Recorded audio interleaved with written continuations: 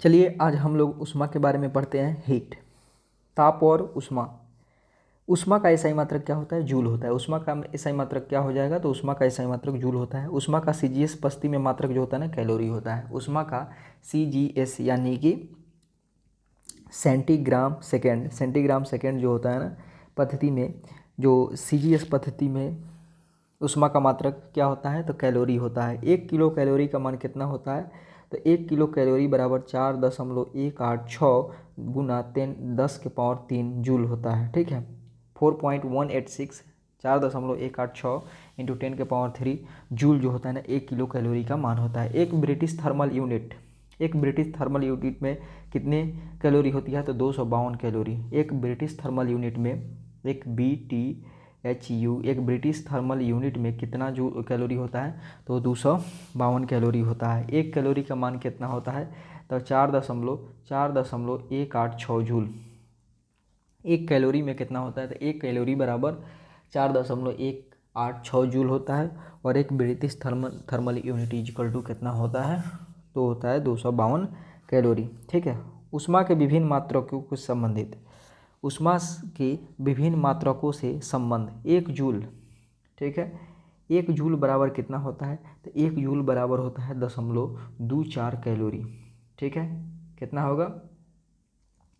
1 joule बराबर कितना होता है? 1 जूल बराबर होता है 0.24 कैलोरी होता है। 1 कैलोरी बराबर 4.186 जूल। ठीक है, 1 कैलोरी बराबर 4.186 जूल।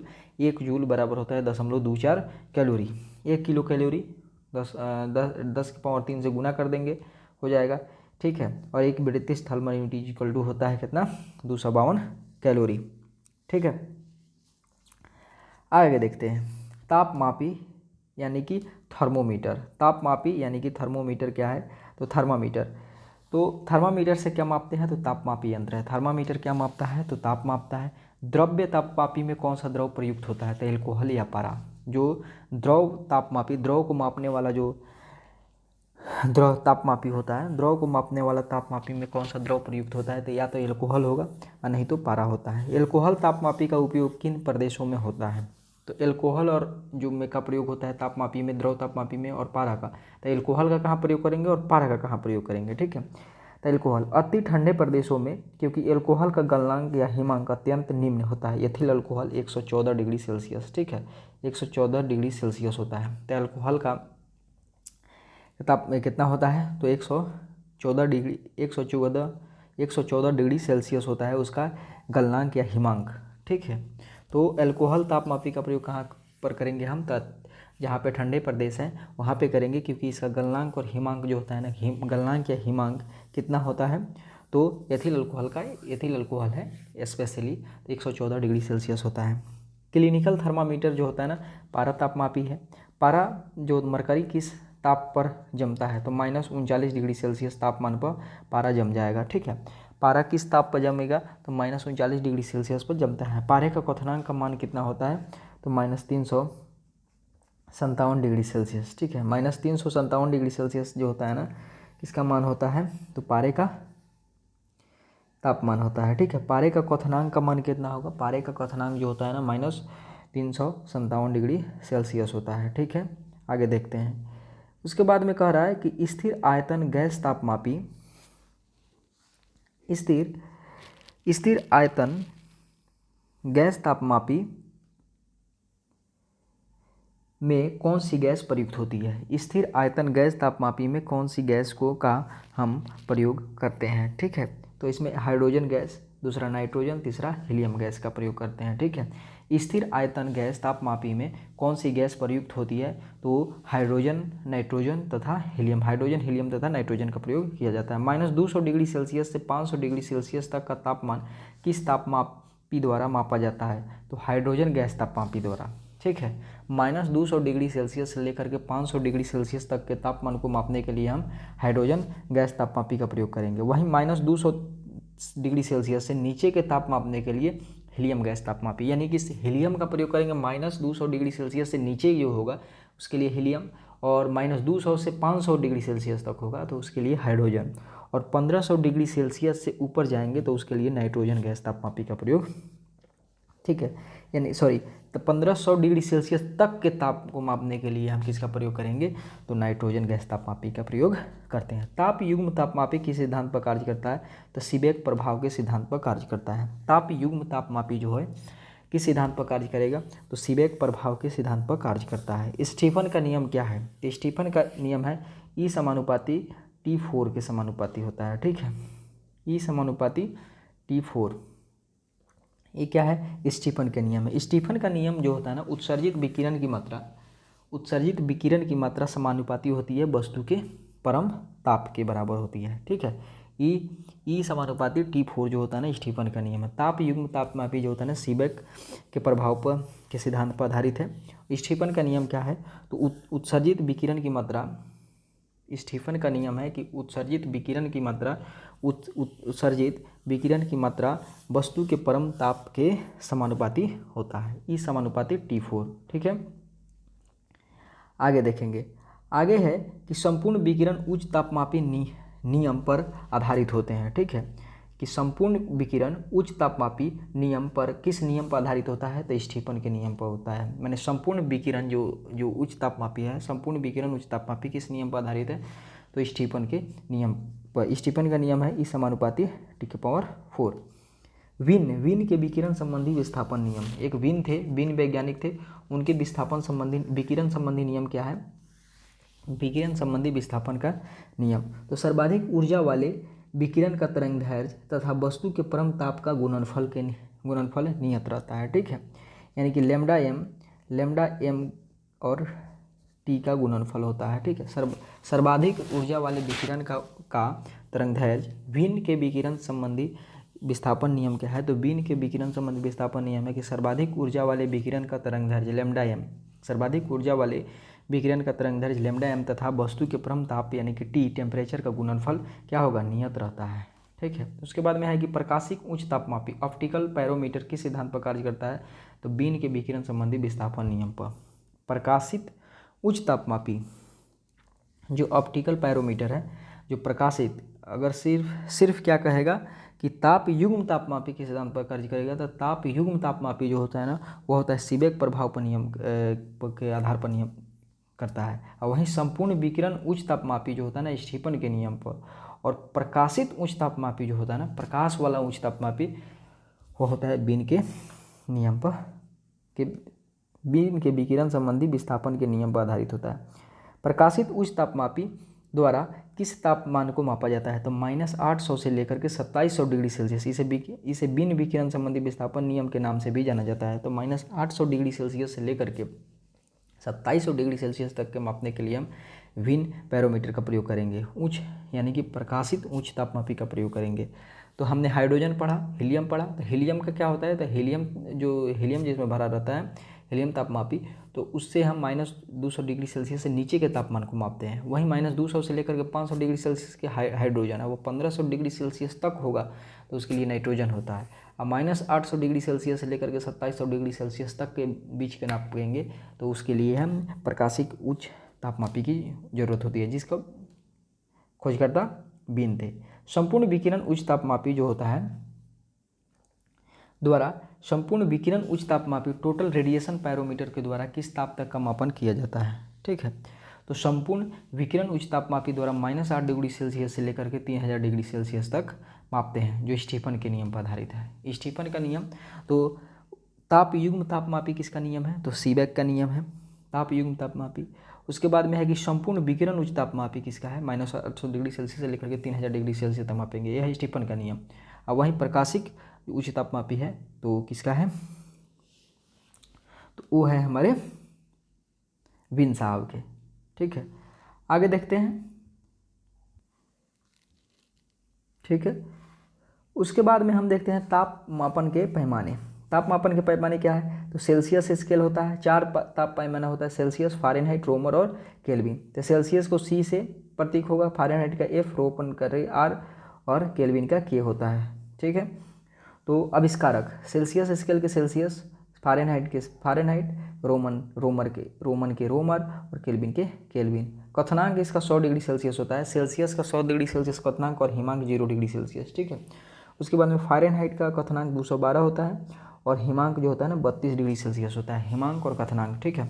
वहीं पारे का क्वथनांक कितना होगा, तो पारे का क्वथनांक होता है -257 degree Celsius, sorry 357 degree Celsius होता है, माइनस में नहीं होगा बल्कि 357 डिग्री सेल्सियस होगा। वहीं तो फ़ारेनहाइट का 212 डिग्री सेल्सियस क्वथनांक और हिमांक 32 डिग्री फ़ारेनहाइट। रोमर का 80 डिग्री रोमर और 0 डिग्री रोमर हिमांक। 273.15 273.15 इसका क्वथनांक होता है और हिमांक 373.15 केल्विन, ठीक है, हिमांक हो जाएगा। उसके बाद में आगे देखते हैं, आगे है कि विभिन्न पैमाने पर तापमान, ठीक है। तो जल का क्वथनांक 0 डिग्री सेल्सियस पर 0 होता है, ठीक है।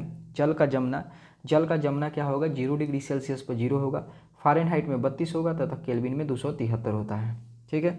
याद रखने वाला है कि जल का जमना, जल किस पे जमता है, तो सेल्सियस में 0 डिग्री सेल्सियस पर, फ़ारेनहाइट में 32 डिग्री फ़ारेनहाइट और केल्विन में 273 केल्विन पे। कमरे का सामान्य ताप जो होता है ना 27 डिग्री सेल्सियस होता है। कमरे का सामान्य ताप कितना होगा, 27 डिग्री सेल्सियस होगा। फ़ारेनहाइट में 80.6 होता है, 80.6 फ़ारेनहाइट में होता है, 80.27 डिग्री सेल्सियस, 80.6 फ़ारेनहाइट तथा 300 केल्विन होता है। कमरे का सामान्य ताप जो होता है ना 300 केल्विन में होता है। क्यों, क्योंकि 273 में हम क्या जोड़ देंगे, 27 जोड़ देंगे, यानी कि यह हो गया 300 केल्विन हो जाएगा, ठीक है। मानव शरीर का सामान्य ताप कितना होता है, तो 37 डिग्री सेल्सियस होता है, ठीक है, 37 डिग्री सेल्सियस। तो 98.6 डिग्री सेल्सियस फ़ारेनहाइट में और 310 केल्विन में होता है। जल उबलता कितना पर है, 100 डिग्री सेल्सियस पर जल उबलेगा और 212 पर फ़ारेनहाइट में 212 पर तथा केल्विन में 373 पर होता है।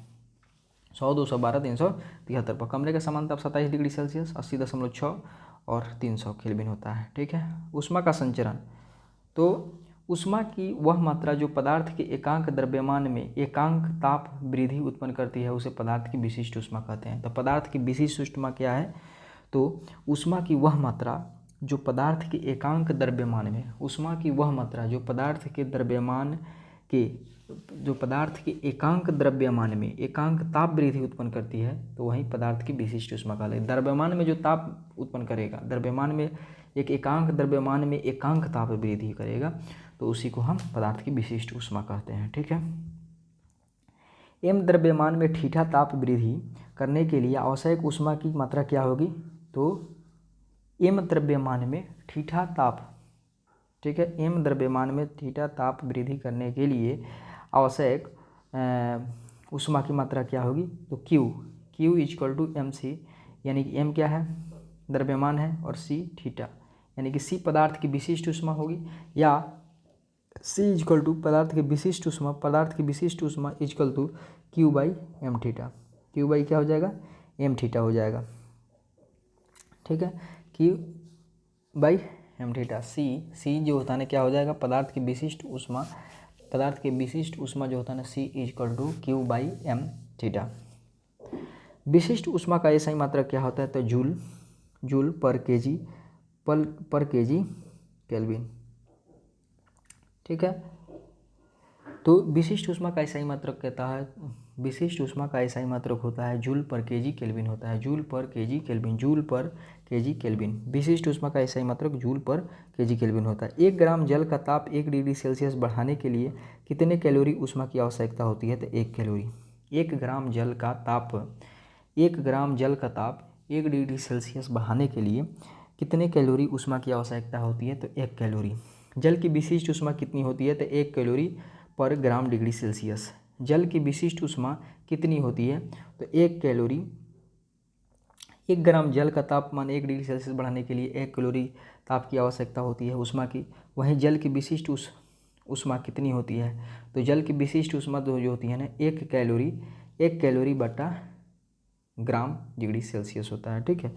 जल की विशिष्ट ऊष्मा कितनी होगी, तो 1 कैलोरी बटा ग्राम डिग्री सेल्सियस, ओके। गैसों की 2 विशिष्ट ऊष्माएँ होती है, क्यों, गैसों की 2 विशिष्ट ऊष्माएँ होती है, क्यों होती है, क्योंकि गैसों का आकार एवं आयतन दोनों अनिश्चित होता है।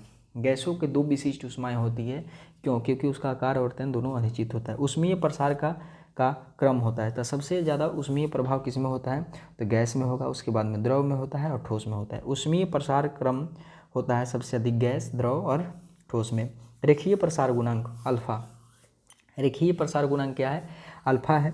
तो अल्फा में जो होता है ना लंबाई में वृद्धि होगा, लंबाई में वृद्धि बटा लंबाई में रेखा है यानी रेखीय प्रसार है। अल्फा क्या है? रेखीय, तो रेखा है तो रेखा में लंबाई, लंबाई में वृद्धि बटा मूल लंबाई गुना ताप में वृद्धि, मूल लंबाई गुना ताप में वृद्धि होती है। रेखीय क्षेत्र प्रसार गुणांक अल्फा जो होता है ना उसमें होता है लंबाई में डेल्टा लंबाई में वृद्धि बटा मूल लंबाई गुना जो होता है ना ताप में वृद्धि, टेम्परेचर में वृद्धि। ठीक है, उसके बाद में है कि क्षेत्रीय प्रसार, तो क्षेत्रीय क्षेत्रफल है यानी कि एरिया है, तो एरिया में वृद्धि बटा डेल्टा एरिया बटा एरिया ओरिजिनल यानी टेम्परेचर में वृद्धि। आयतन हो जाएगा, आयतन में वृद्धि और मूल ताप। तो रेखीय, क्षेत्रीय और आयतन प्रसार गुणांक में क्या संबंध है?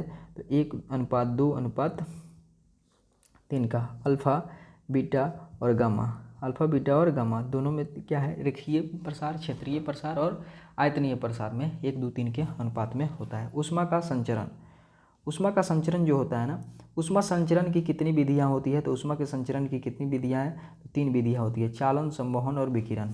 ऊष्मा संचरण की कुल कितनी विधि होती है? 3 विधियां होती है, चालन होता है, संवहन होता है और विकिरण होता है। चालन विधि यानी कि कंडक्शन मेथड की विशेषताएं। ऊष्मा के संचरण के लिए के माध्यम की आवश्यकता होती है। चालन में क्या होता है? तो चालन विधि द्वारा जो होता है ना ऊष्मा के संचरण के लिए उसमें माध्यम की आवश्यकता होती है। ठीक है, माध्यम के तप्त कणों का स्थान परिवर्तित नहीं होता है, माध्यम के तप्त कणों का स्थान परिवर्तित नहीं होगा। द्रवों और गैसों में ऊष्मा का संचरण इसी विधि द्वारा बहुत कम होता है। द्रवों और गैसों में ऊष्मा का संचरण चालन विधि द्वारा बहुत कम होता है। ठीक है, ठोसों एवं पारे में ऊष्मा का संचरण केवल चालन विधि से होता है। ठोस में और पारा में ऊष्मा का संचरण किस विधि से होगा? तो ठोस एवं पारे में ऊष्मा का संचरण केवल, ठोस और पारा में ऊष्मा का संचरण केवल चालन विधि से होता है। और तप्त जो क्या है? तप्त कणों का स्थान परिवर्तित नहीं होता है और ऊष्मा के संचरण के लिए माध्यम की आवश्यकता होती है चालन में, द्रव और गैस में नहीं होता है। ठीक है, उसके बाद में पदार्थ में चालन द्वारा ऊष्मा का संचरण क्या कहलाता है? तो ऊष्मा चालकता कहलाता है। पदार्थ में ऊष्मा द्वारा चालन द्वारा ऊष्मा का संचरण, पदार्थ में चालन द्वारा ऊष्मा का संचरण ऊष्मा चालकता कहलाता है। ठीक है, उसके बाद में ऊष्मा की चालकता के आधार पर पदार्थों का वर्गीकरण। ठीक है, एक होता है चालक, ऊष्मा का चालक सरलता से होता है, ऊष्मा का चालन सरलता से होता है। चालक में, कंडक्टर में जो होता है ना, चालक में ऊष्मा का संचरण चालन जो होगा सरलता से होगा। ऐसे पदार्थ की ऊष्मा चालकता सर्वाधिक होती है। ऊष्मा चालकता जो होता है ना, चालक का अधिक होगा, जैसे कि सभी धातु, अम्ल जल तथा मानव शरीर। अम्लीय जल हो जाएगा उसमें चालक होता है। ठीक है, कंडक्टर चालक होता है। अम्लीय जल, इसमें ये इंपॉर्टेंट है, अम्लीय जल।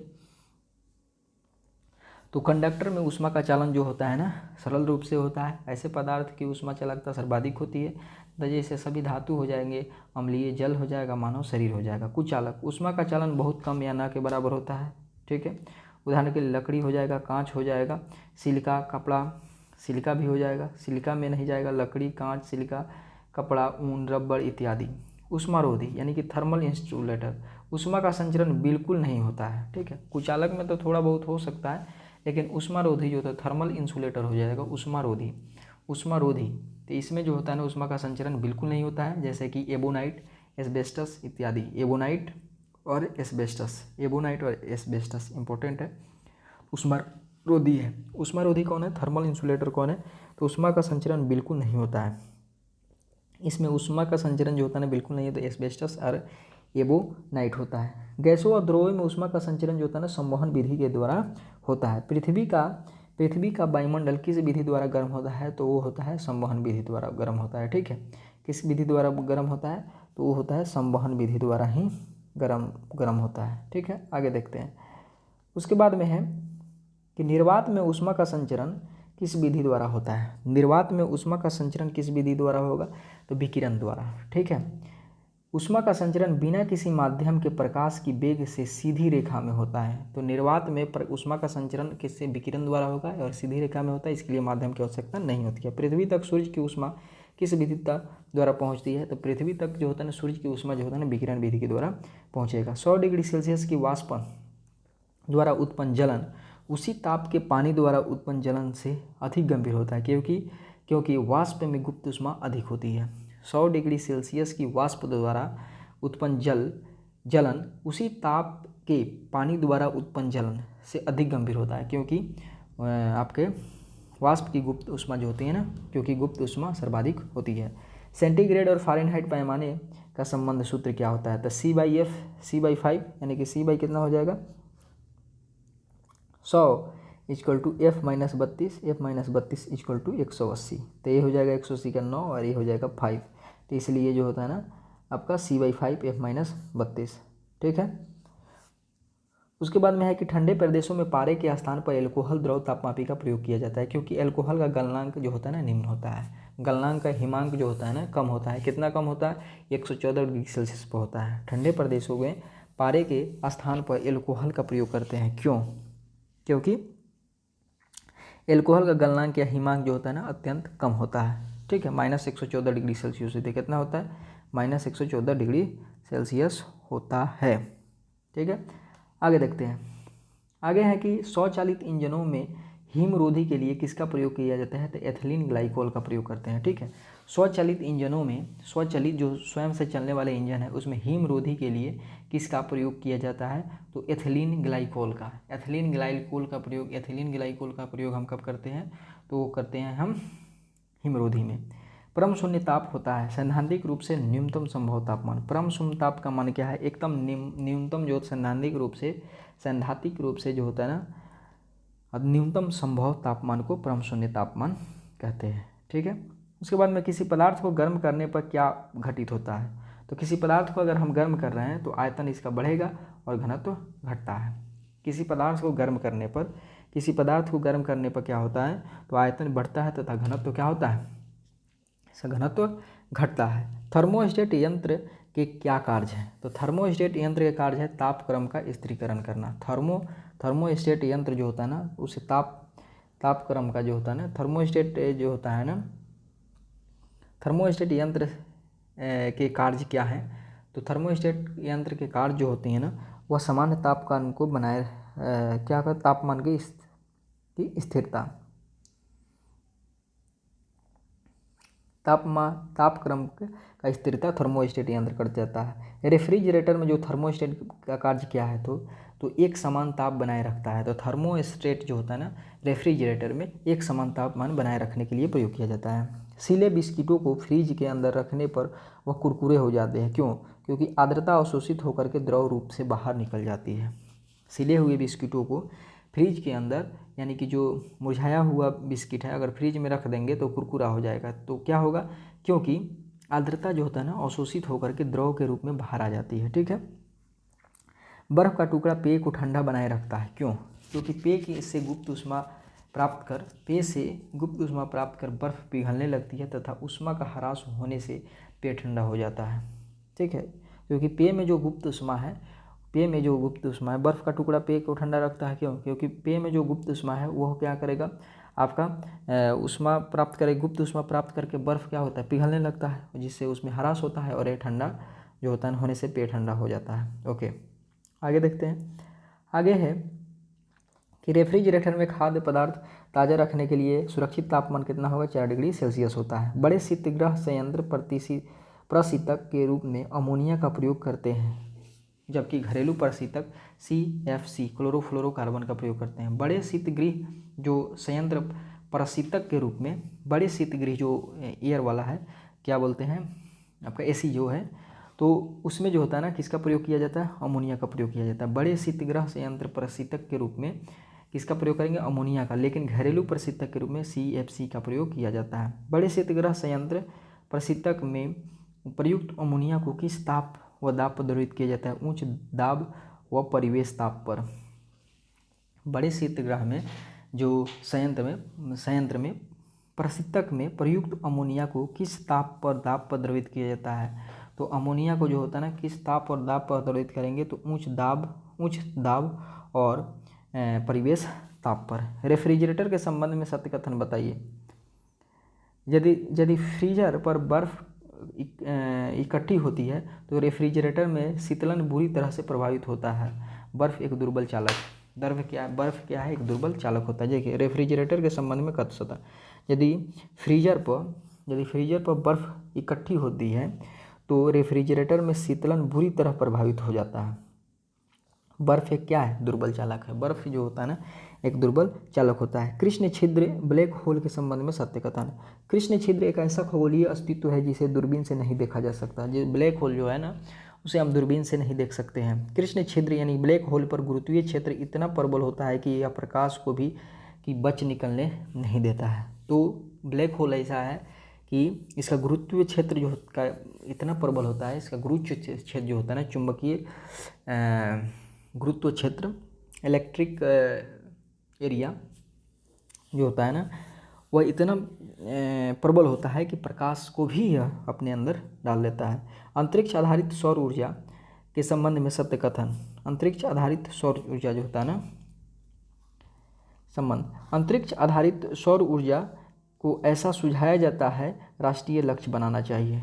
अंतरिक्ष आधारित सौर ऊर्जा SPSP को ऐसा सुझाया जाता है कि राष्ट्रीय लक्ष्य बनना चाहिए। SPS की आपूर्ति वर्ष में बिना रुके 99% है और इसके अलावा ऊर्जा का बहुतायत में उपलब्धता है। शीशे की छड़ जब भाप में रखी जाती है तो लंबाई और चौड़ाई पर क्या प्रभाव पड़ेगा? जब शीशे की छड़ को जो होता है ना छड़ जब भाप में रखी जाती है, शीशे की छड़ को कहाँ रखते हैं? भाप में, तो लंबाई बढ़ जाएगी लेकिन चौड़ाई घट जाती है। शीशे की छड़ को जब भाप में रखी जाती है तो उसकी लंबाई क्या होगी? तो बढ़ जाएगी लेकिन चौड़ाई घट जाती है। धातु वलय के छिद्र में धातु गोलक भर सकता है। धातु वलय के छिद्र में धातु गोलक भर सकता है। यदि गोलक को गर्म करे तो वह अटक जाता है, परंतु यदि धातु वलय को गर्म करे तो क्या होगा? गोलक वलय में से निकल जाएगा, क्योंकि तापन के प्रसार के कारण वलय का व्यास बढ़ जाता है। ठीक है, गोलक वलय से क्या हो जाएगा? बाहर निकल जाएगा, क्योंकि तापन के प्रसार के कारण वलय का व्यास बढ़ जाता है। ठीक है, उसके बाद में क्या है? उसके बाद में है कि दो धातुएं A और B की पट्टियां एक साथ मजबूती से जुड़ी हैं, तो गर्म करने पर क्या आकृति प्राप्त होगा? ठीक है, तो A B से अधिक फैलेगी। ये क्या होगा? B से अधिक फैलेगी। जुड़ी हुई पट्टियां निम्न रूप ग्रहण कर लेंगी ऐसे। ठीक है, जब दो धातुएं A और B की पट्टियां एक साथ मजबूती से जुड़ी हैं तो गर्म करने पर क्या आकृति बनेगा? तो जो पट्टी जो है ना रंगीन है, जो जुड़ी हुई पट्टियां हैं वह क्या होगी? फैल जाती हैं। ठीक है, तांबे तथा कांच के टुकड़े को एक ही ताप पर गर्म किया जाता है, तांबा और कांच। तो उसके उपरांत स्पर्श करने पर कौन अधिक गर्म महसूस होगा? तो तांबे का टुकड़ा। तांबा ऊष्मा का अच्छा सुचालक होता है जबकि कांच ऊष्मा का कुचालक होता है। ठीक है, तो तांबा और कांच दोनों को गर्म करेंगे तो ज़्यादा गर्म कौन होगा? तांबा होगा। पारा कांच ऊष्मा का क्या होता है? कुचालक होता है। ठंड के दिनों में लोहे और लकड़ी के टुकड़े को प्रातःकाल छूने पर अधिक ठंडा लोहा में होता है, क्योंकि लकड़ी की तुलना में लोहा का ऊष्मा के अच्छा चालक है। यदि हवा का तापमान बढ़ा दिया जाए तो उसका जल वाष्प ग्रहण करने की क्षमता क्या हो जाएगी? अधिक हो जाएगी। यदि हवा का तापमान बढ़ा दिया जाए तो जल वाष्प जो होता है ना, जल वाष्प ग्रहण करने की क्षमता क्या हो जाएगी? अधिक हो जाएगी। तेज हवा वाली रात्रि में ओस नहीं बनती है, क्योंकि वाष्पीकरण की दर क्या हो जाएगी? बढ़ जाती है। तेज हवा वाली रात्रि में ओस नहीं पड़ता है क्योंकि वाष्पीकरण की दर अधिक होती जाती है। एयर कंडीशनर और एयर कूलर के संदर्भ में सतन कथन बताइए। ठीक है, तो एयर कंडीशनर क्या होता है? तो एयर कंडीशनर और एयर कूलर दोनों तापक्रम और वायु की गति को नियंत्रित करता है। ताप और वायु की गति। एयर कंडीशनर और एयर कूलर।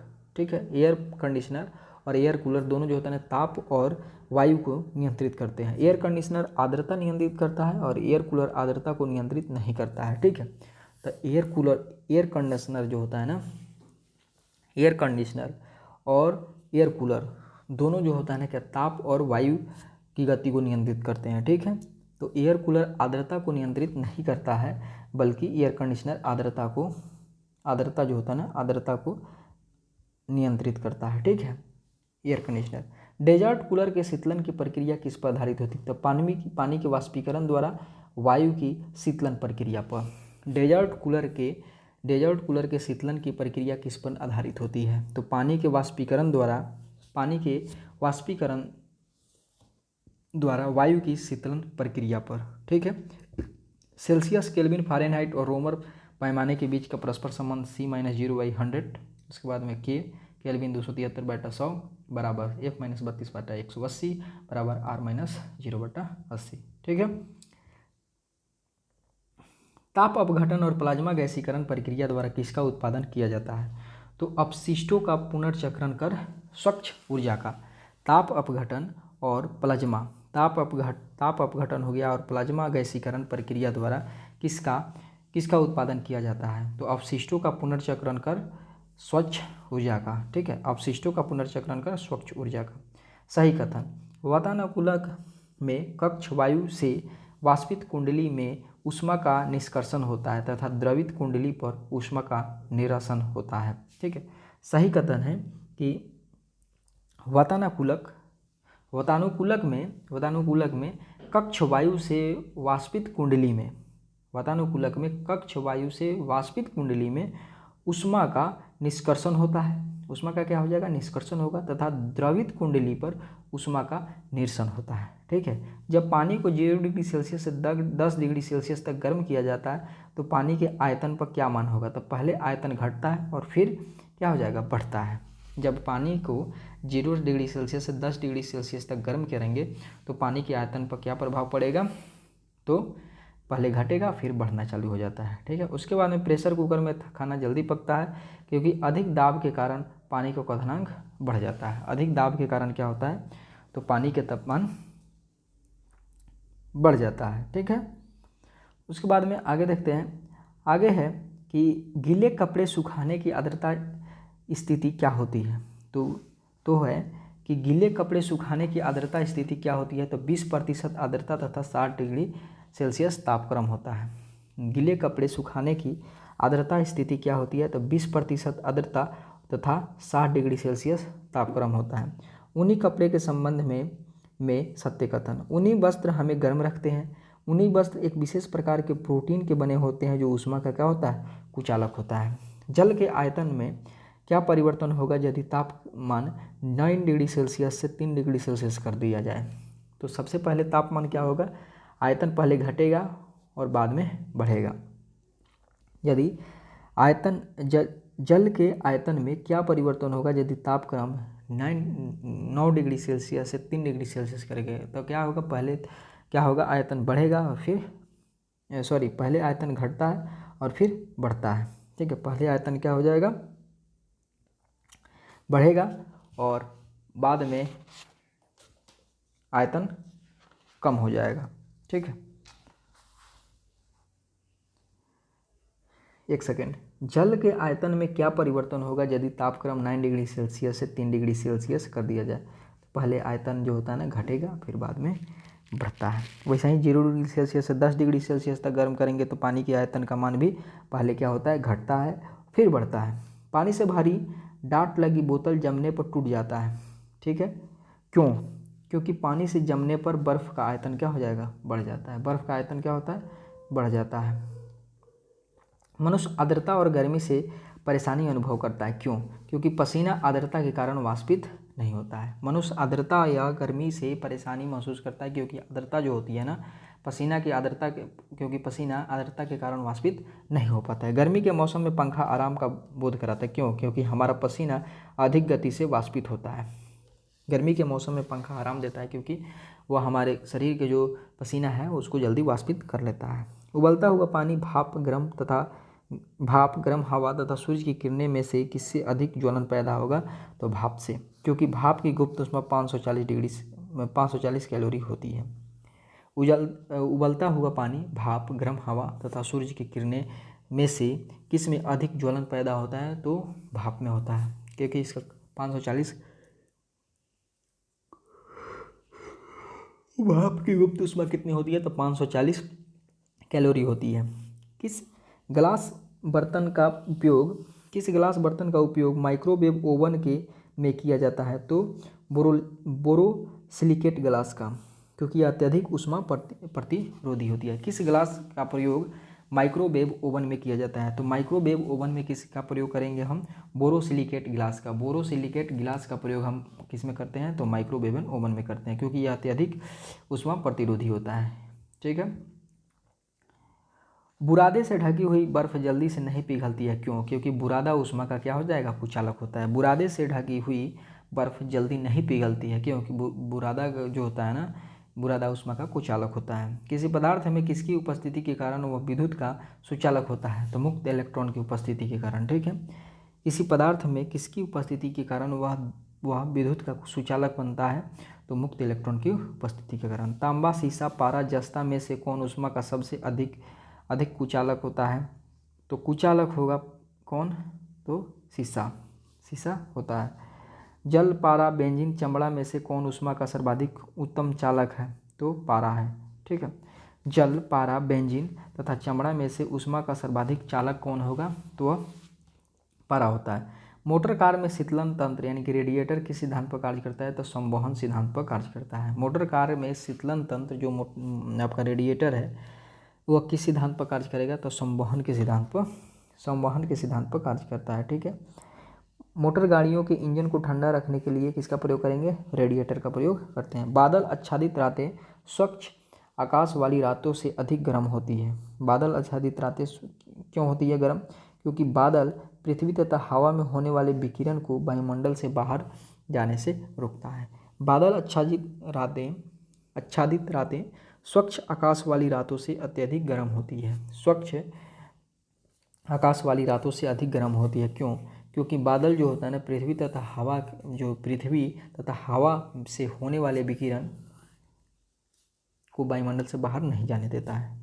आपका स्वेद वाष्पन, इवापोरेशन ऑफ स्वीट क्रिया विधि होती है, तो उष्मा शोषण क्रिया विधि स्वेद वाष्पन क्रिया विधि होती है। तो स्वेद वाष्पन क्रिया विधि क्या है?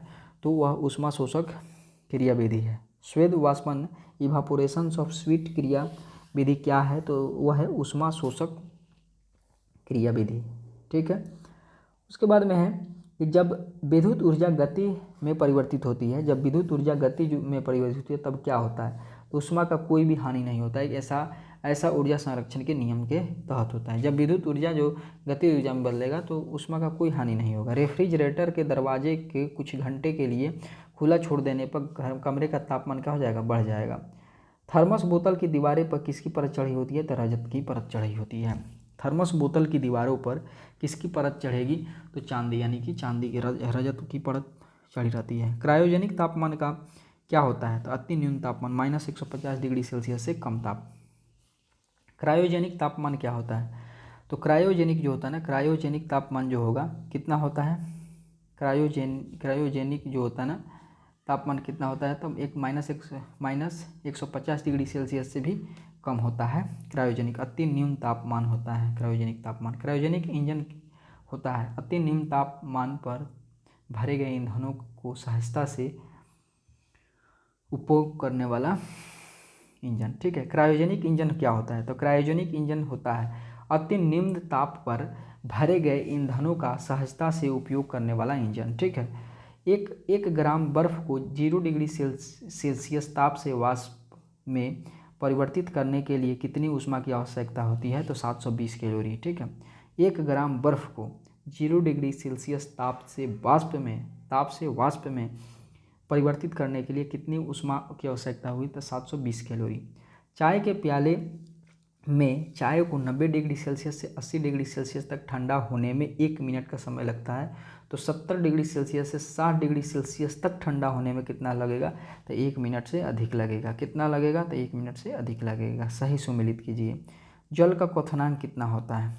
ठीक है, तो जल का क्वथनांक जो होगा ना वह 373 केल्विन होगा। जल का क्वथनांक केल्विन में 373 केल्विन होगा। मानव शरीर का तापमान 310 केल्विन होगा। जल का अधिकतम घनत्व तो कितना होता है? तो जल का अधिकतम घनत्व जो होगा ना वह होगा 277 केल्विन, क्योंकि 273 4 डिग्री सेल्सियस पर अधिकतम घनत्व होता है और 4 इसमें जोड़ देंगे तो 277 केल्विन हो जाएगा।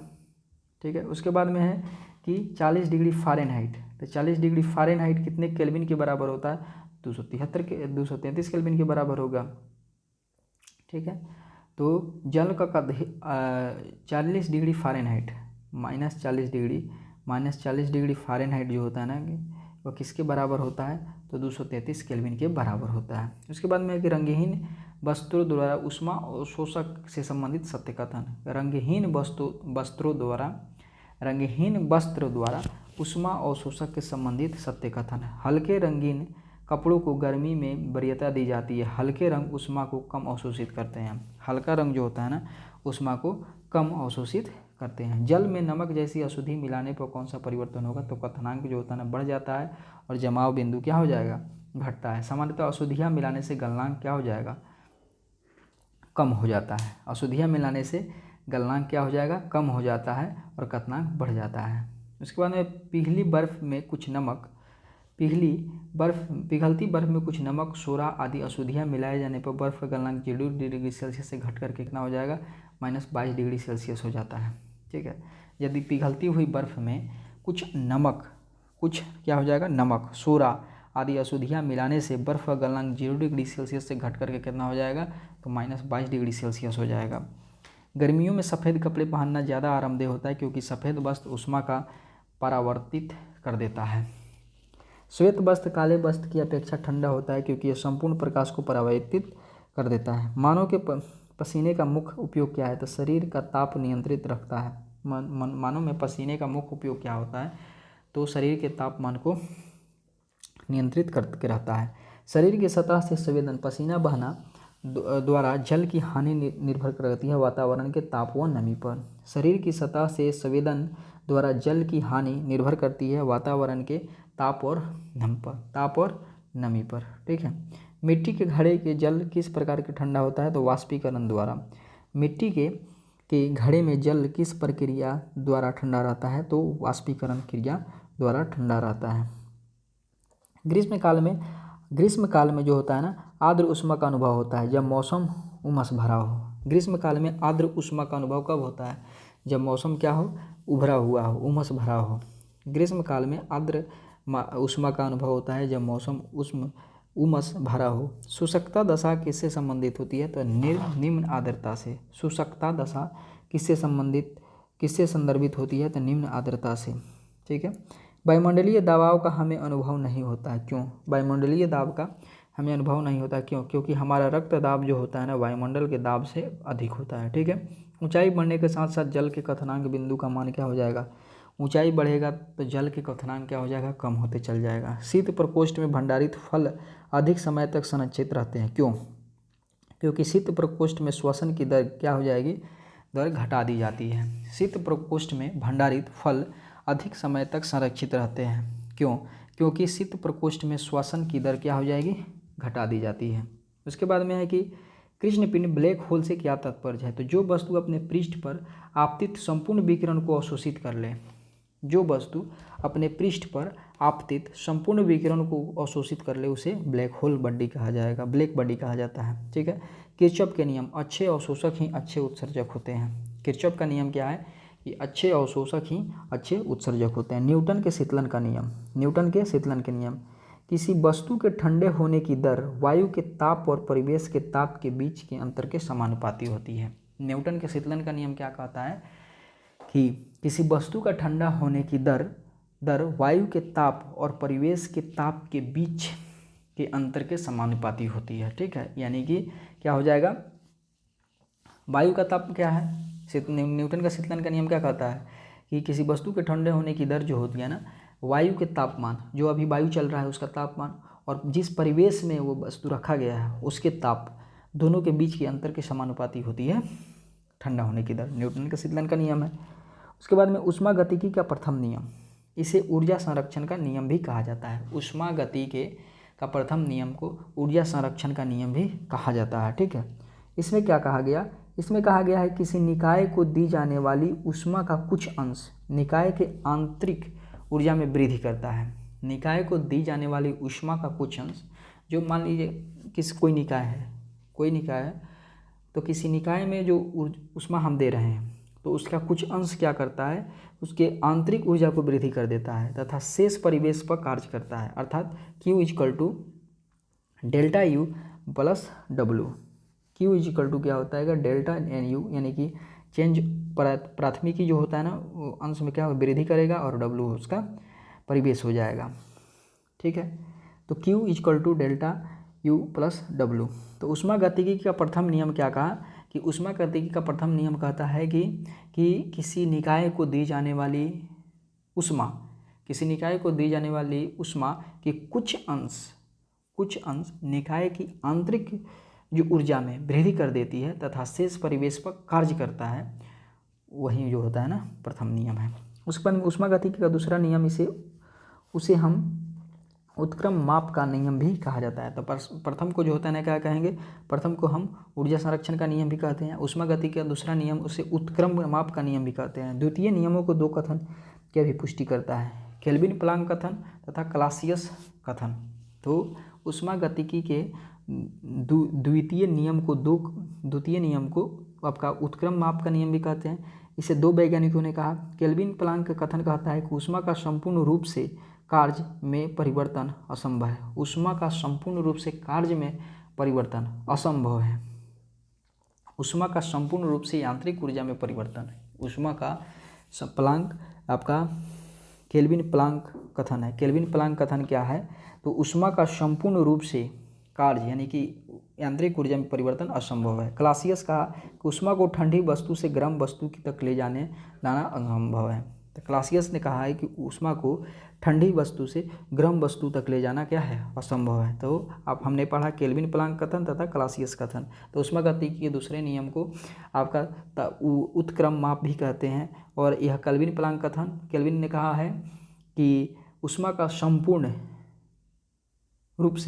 संपूर्ण रूप से कार्य में यानी कि यांत्रिक ऊर्जा में हम नहीं बदल सकते हैं, ठीक है, परिवर्तन नहीं कर सकते हैं।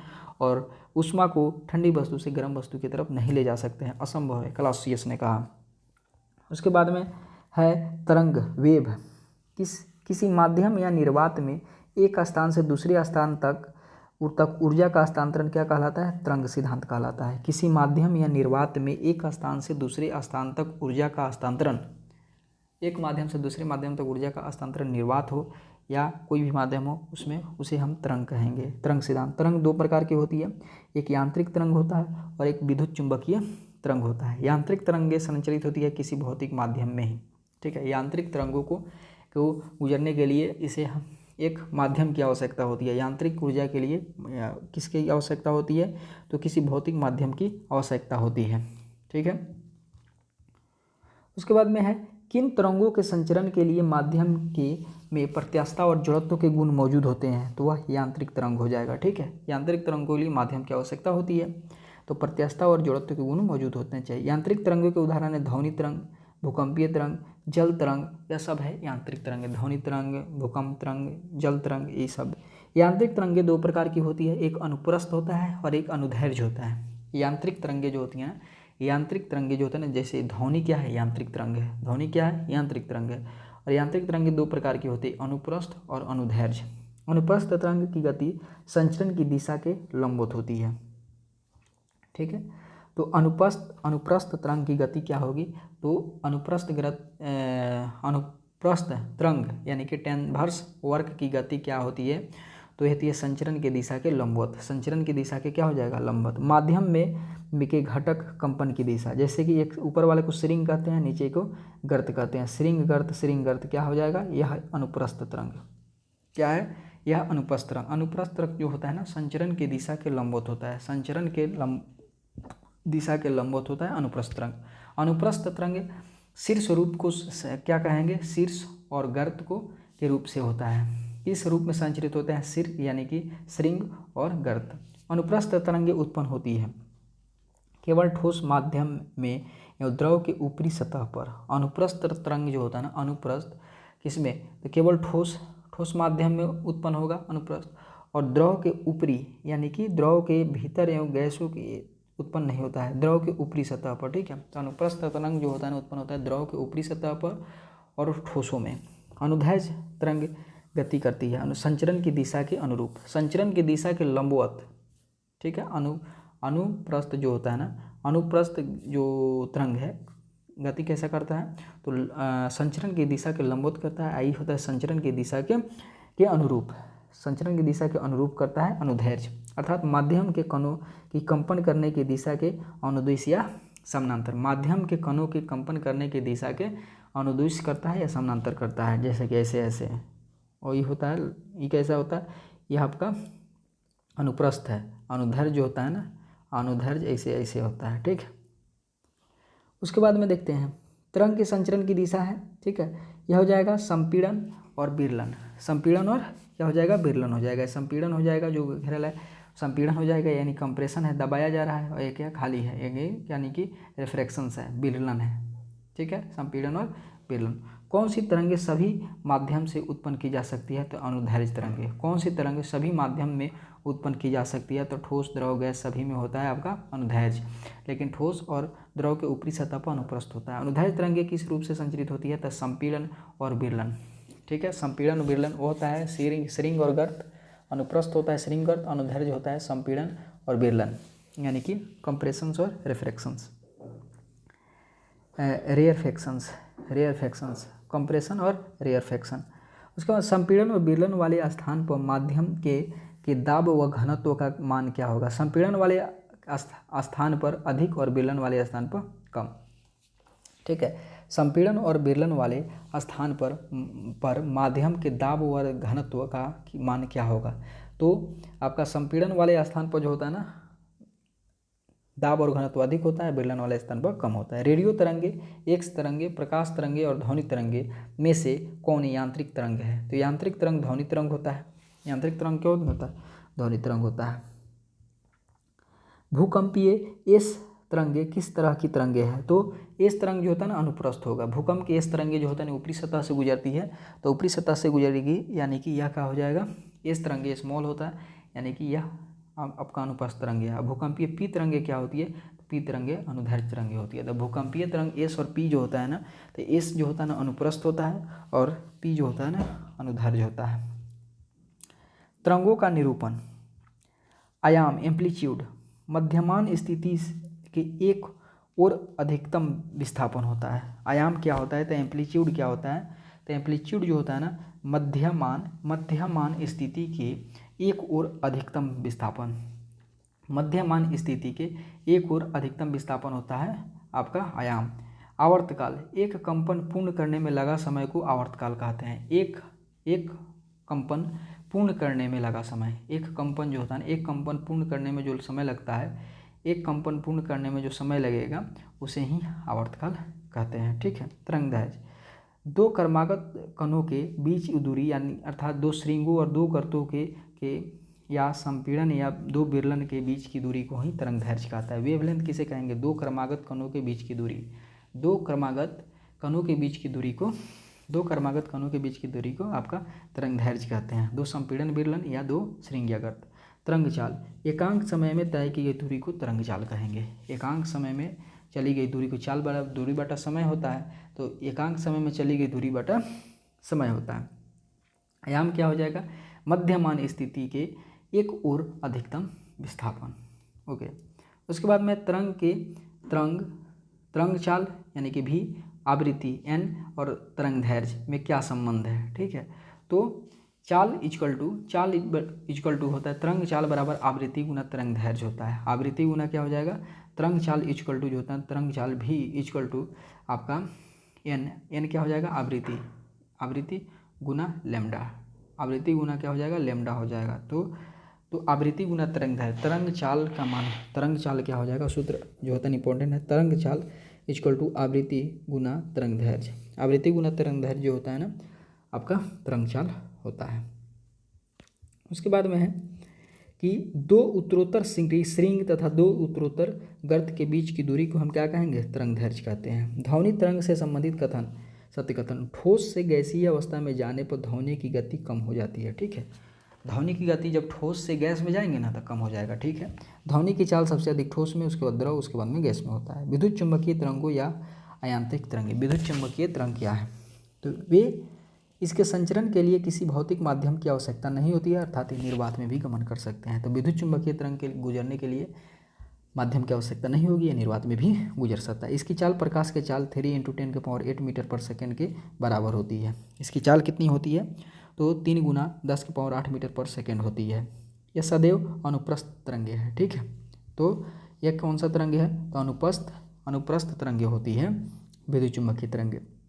इसके तरंगदैर्घ्य परिसर जो होता है ना -10⁻⁻14 से लेकर 14 मीटर से लेकर के 10⁻8 मीटर तक होता है। ठीक है, तो अनुप्रस्थ तरंग का परिसर कहाँ से कहाँ तक होगा, तो आपका विद्युत चुंबकीय तरंग जो होता है ना, विद्युत चुंबकीय तरंग जो सभी अनुप्रस्थ तरंगे हैं, इनका तरंगदैर्घ्य परिसर 10⁻14 मीटर से लेकर के 10⁻8 मीटर तक होता है।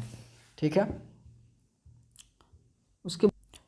उसके बाद में है कि प्रमुख विद्युत चुंबकीय तरंग खोजकर्ता और उसके उपयोग। ठीक है, तो सबसे पहले गामा किरण होता है। सबसे पहले कौन होता है, तो गामा किरण होता है। गामा किरण की खोज किसने किया था, तो हेनरी बेक्यूरेल ने किया था। ठीक है, तो गामा किरण की खोज सबसे पहले किसने किया है, तो हेनरी बेक्यूरेल ने किया है। इसका प्रास जो होता है ना, तरंगदैर्घ्य परिसर कितना होगा, 10⁻14 से लेकर के 10⁻10 तक होता है। ठीक है, 10⁻14 से लेकर के 10⁻10 तक जो गामा किरण के हेनरी बेक्यूरेल ने खोजा है। इसका तरंगदैर्घ्य परिसर, आवृत्ति परिसर जो होता है ना 20 से लेकर के 18, 10⁻20 से लेकर के 10⁻18 हर्ट्ज तक होता है। ठीक है, 10⁻20 से लेकर के 10⁻18 हर्ट्ज तक जो होता है ना गामा किरण का होता है। इसका प्रयोग हम चिकित्सा में कैंसर कोशिकाओं को नष्ट करने में करते हैं। ठीक है, चिकित्सक कोशिकाओं में कैंसर को नष्ट करने के लिए इसका प्रयोग किया जाता है। एक्सरे, गामा किरण के बाद में एक्सरे आता है। एक्सरे की खोज रोंजन ने किया है। ये होता है 10 के पावर, इसका तरंगदैर्घ्य परिसर 10⁻10 से लेकर के 10⁻8 तक होता है। ठीक है, इसका आवृत्ति परिसर 18 से 16 तक होता है, 10⁻18 से 10⁻16 हर्ट्ज तक। चिकित्सा एवं औद्योगिक क्षेत्र में एक्सरे किरण का प्रयोग किया जाता है। उसके बाद में आता है पराबैंगनी किरण। पराबैंगनी की खोज कार्ल रिटर ने किया था। किसने किया था, कार्ल रिटर ने पराबैंगनी किरण की खोज किया था। ठीक है, यह होता है 10⁻8 से लेकर के 10⁻7 तक। पराबैंगनी किरण की रिटर ने खोज किया था और इसका परिसर जो होता है ना 10⁻8 से लेकर के 10⁻7 तक होता है। आवृत्ति परिसर जो होता है ना 10⁻16 से लेकर के 10⁻14 तक। यह सेकाई करने में, बैक्टीरिया को नष्ट करने में हम पराबैंगनी किरणों का प्रयोग करते हैं। उसके बाद में दृश्य प्रकाश यानी कि विजुअल जो होता है ना, विजिबल लाइट। तो दृश्य विकिरण जो होता है ना, विजिबल रेडिएशंस विकिरण। उसके बाद में दृश्य विकिरण जो होता है ना न्यूटन ने खोजा था। दृश्य विकिरण की खोज किसने किया था, तो न्यूटन ने किया था। इसका तरंगदैर्घ्य परिसर जो होता है ना 3.9 10⁻7 से लेकर के 10⁻7 से लेकर के 7.8 10⁻7 मीटर तक होता है। 3.9 गुना 10⁻7 से लेकर के 7.8 गुना 10⁻7 मीटर तक होता है। इसका आवृत्ति परिसर जो होगा 10⁻14 से लेकर के 10⁻12 तक होता है। ठीक है, उसके बाद में देखिए, उसके बाद में इसका प्रयोग जो होता है ना वस्तुओं को दिखाई पड़ता है। ठीक है, वस्तुओं का दिखाई पड़ना ही आपका दृश्य विकिरण है। उसके बाद में अवरक्त किरण। अवरक्त किरण की खोज विलियम हर्शल ने किया था। ठीक है, आपका अवरक्त विकिरण की खोज, अवरक्त विकिरण की खोज किसने, हर्शल ने किया है। इसका परिसर जो होता है ना तरंगदैर्घ्य परिसर कहाँ से कहाँ तक होगा, तो 7.8 10⁻7 से लेकर के 10⁻3 तक। ठीक है, अवरक्त विकिरण हर्शल ने खोजा। 7.8 के 10⁻7 से लेकर के 10⁻3 तक होता है। इसका तरंगदैर्घ्य परिसर हो गया। उसका आवृत्ति परिसर 10⁻12 से लेकर के 10⁻10 तक। ये उष्मीय विकिरण होती है। अवरक्त विकिरण क्या होता है, तो उष्मीय विकिरण होता है। उसके बाद में लघु रेडियो। लघु रेडियो को हेनरिक हर्ट्ज ने खोज किया था। लघु रेडियो की खोज किसने किया है, तो हेनरिक हर्ट्ज साहब ने किया है। इसका तरंगदैर्घ्य परिसर जो होता है ना 10⁻3 से लेकर के 1 मीटर तक होता है। ठीक है, और इसका आवृत्ति परिसर 10⁻10 से लेकर के 10⁻8 तक होता है। और रेडियो, टेलीविजन और टेलीफोन, रेडियो, टेलीविजन, टेलीफोन में आपका लघु रेडियो का तरंगे का प्रयोग करते हैं। दीर्घ रेडियो की खोज मार्कोनी ने किया है और 1 से लेकर के 10⁻4 तक, 10⁻4 मीटर तक इसका तरंगदैर्घ्य परिसर है। उसके बाद में 10⁻6 से लेकर के 10⁻4 तक हर्ट्ज तक इसका आवृत्ति है। और रेडियो और टेलीविजन में इसका भी प्रयोग किया जाता है। ठीक है, तो हमने क्या देखा, प्रकाश की विद्युत चुम्बकीय तरंग 5 प्रकार की होती है। गामा किरण है, उसके बाद में गामा किरण, उसके बाद में गामा किरण, उसके बाद में एक्स किरण, उसके बाद में पराबैंगनी, उसके बाद में दृश्य प्रकाश, उसके बाद में अवरक्त, उसके बाद में हो जाएगा लघु रेडियो और दीर्घ रेडियो। ठीक, उसके बाद में आगे देखते हैं सूक्ष्म तरंगे। ये लघु तरंगदैर्घ्य वाली रेडियो तरंगे ही होती है। ये लघु तरंगदैर्घ्य वाली रेडियो तरंगे, जो लघु रेडियो तरंगे हैं, लघु रेडियो तरंगे हैं, वह सूक्ष्म तरंगे हैं। इनका तरंगदैर्घ्य परिसर 10⁻13 से लेकर के 10⁻1 तक होता है। तक होता है। ये लंबी दूरी के बेतार संचार और माइक्रोवेव आगमन के उपयोग किया जाता है। सूक्ष्म तरंगे क्या होती है, तो माइक्रोवेव्स क्या होता है, ये लघु तरंग दैर्ध्य वाली रेडियो तरंगे हैं, ठीक है। ये लघु तरंग दैर्ध्य वाला, एकदम छोटा तरंग दैर्ध्य वाला आपका रेडियो, एक प्रकार का रेडियो तरंग है, सूक्ष्म तरंगे। इसका तरंग दैर्ध्य परिसर जो होता है ना 10⁻⁻13 से लेकर के 10⁻⁻1 तक होता है। इसकी लंबी दूरी के बेतार संचार व माइक्रोवेव ओवन में प्रयोग किया जाता है, लंबी दूरी के बेतार संचार में, ठीक है। और उसके बाद में जैसे मोबाइल फ़ोन में ये सब सूक्ष्म तरंगे का प्रयोग किया जाता है, 10⁻⁻13 से लेकर के 10⁻1 तक। माइक्रोवेव ओवन में भी इसका प्रयोग किया जाता है। कॉस्मिक किरण, ये विद्युत चुंबकीय तरंगे नहीं है कॉस्मिक किरण, ठीक है, चुंबकीय तरंगे नहीं है। ये सौर तंत्र से बाहर उत्पन्न हुई उच्च ऊर्जा विकिरण होती है, ठीक है। कॉस्मिक किरण क्या होती है, यह सौर तंत्र के बाहर उत्पन्न हुई उच्च ऊर्जा विकिरण होती है। ये उच्च ऊर्जा वाले आवेशित कणों की बनी होती है, ठीक है। कॉस्मिक किरणें जो होती है ना, यह उच्च ऊर्जा वाले आवेशित कणों के बने होते हैं। इसकी तरंग दैर्ध्य बहुत छोटी होती है, ठीक है।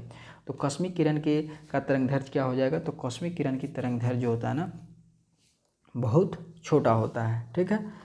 उसके बाद में आगे देखते हैं, दीर्घ रेडियो तरंगे वायुमंडल के किस सतह से प्रभावित होता है, तो आयनमंडल से। दीर्घ रेडियो तरंगे जो होता है ना वायुमंडल के किस सतह से प्रभावित होगा, आयनमंडल से। बेतार के तार का संपर्क किस वायुमंडलीय परत द्वारा परिवर्तित होता है, तो आयनोस्फीयर द्वारा। बेतार के तार का संपर्क किस वायुमंडलीय परत द्वारा आपका परिवर्तित होगा, तो आयनोस्फीयर का प्रयोग होता है। कॉस्मिक किरणें होती है आवेशित कण।